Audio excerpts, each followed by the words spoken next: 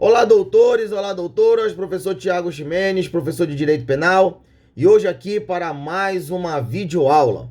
Hoje nós iremos falar sobre o artigo 23 do nosso Código Penal, as causas excludentes de ilicitude ou antijuridicidade. Peço as devidas vênias para fazer a leitura do artigo 23 que diz: não há crime quando o agente pratica o fato. Se ele está dizendo que não há crime, significa dizer que não será preenchido os três elementos formadores do crime de acordo com o conceito analítico ou a teoria tripartite, que se diz que o crime é fato típico, ilicitude e culpabilidade. Como acabamos de ver, aqui é uma causa que exclui a ilicitude. Se ela exclui a ilicitude, o ato passa a ser lícito. E quais são esses itens que vão nos dar suporte para a exclusão da ilicitude? Número 1, o estado de necessidade. E o estado de necessidade ele está descrito no artigo 24 do teu Código Penal, que nós falaremos mais detalhadamente em outra aula específica para o artigo 24, estado de necessidade. Tem também a legítima defesa, no qual já existe um vídeo onde eu trato da legítima defesa e explico ponto a ponto de como ela funciona. E aí nós temos estrito cumprimento do dever legal. No Código Penal, não se trouxe um artigo específico para estrito cumprimento do dever legal.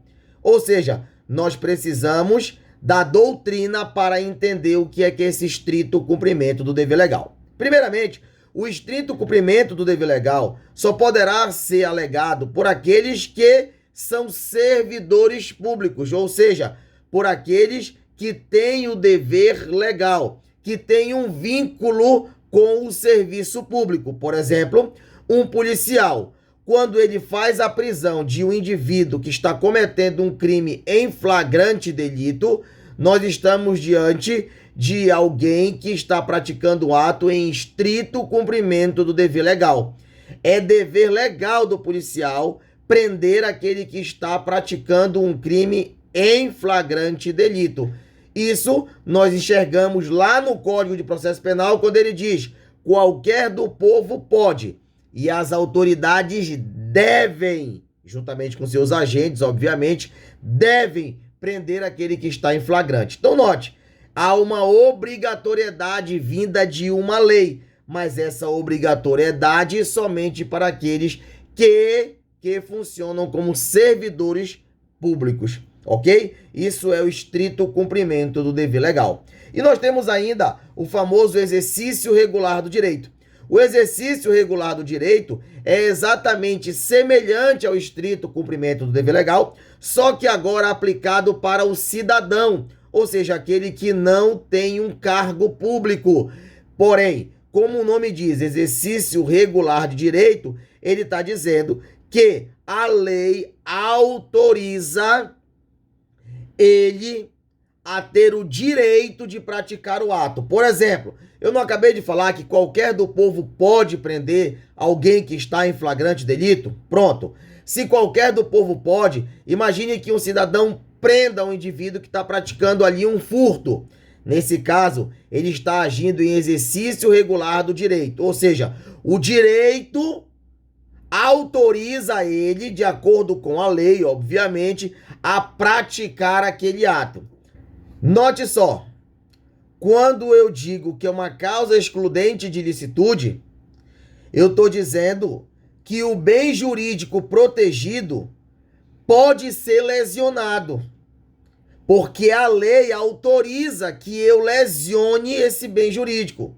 Então, o bem jurídico liberdade é protegido por lei, mas se alguém está praticando um crime, o cidadão ele pode agir em exercício regular do direito, ou seja, é um direito dele, naquele momento, naquela situação, lesionar um bem jurídico protegido. Ele vai então fazer a prisão daquele indivíduo, onde ele vai estar praticando o exercício regular do direito de efetuar uma prisão em flagrante. E esse direito, ele é acobertado por lei. Muito bem. Olha o que diz o parágrafo único. O agente, em qualquer hipótese desse artigo, responde pelo excesso doloso ou culposo. Note o seguinte, a lei, ela te dá ali o direito, ou a lei, ela te impõe o dever, a depender do caso, para que você possa lesionar um bem jurídico de uma pessoa. Você está acobertado, como nós acabamos de ver. Legítima defesa, estado de necessidade, estrito cumprimento do dever legal, exercício regular do direito. Porém, você não pode exceder.